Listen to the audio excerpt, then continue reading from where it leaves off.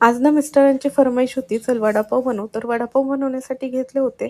तर इथे सर्वात आधी लसूण घेतला, हिरव्या मिरच्या आणि जिरे बारीक वाटून घेतलं मिक्सरमध्ये. त्यानंतर कांदा बारीक चिरून घेतला. त्यानंतर बटाटे जे उकडले होते त्याची साल काढून ते छान असे स्मॅश करून घेतले हाताने. हात स्मॅश झाल्यानंतर इकडे जे बॅटर आहे ते बनवण्यासाठी घेतलं बेसन पिठाचं. त्यामध्ये बेसन पीठ, हळद, मीठ आणि थोडासा सोडा टाकून, पाणी टाकून हे छान बॅटर बनवलं.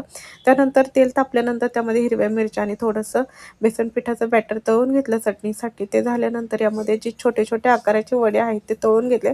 छान क्रिस्पी असं त्याचं जे वरचं कोटिंग आहे ते झालेलं होतं. अशा प्रकारे जे आहेत ते सर्व वडे जे आहेत ते मी तळून घेतले. तळल्यानंतर यामध्ये बाकीची चटणी जी आहे लागते ती तयार करण्यासाठी घेतली. त्यामध्ये लसूण टाकला, लाल मिरची टाकली आणि जे आपण तळून घेतलेलं होतं बेसन पिठाचं ते टाकून, छान मीठ टाकून त्याची छान अशी चटणी तयार करून घेतली. नंतर वडापाव जे आहे ते तयार होते.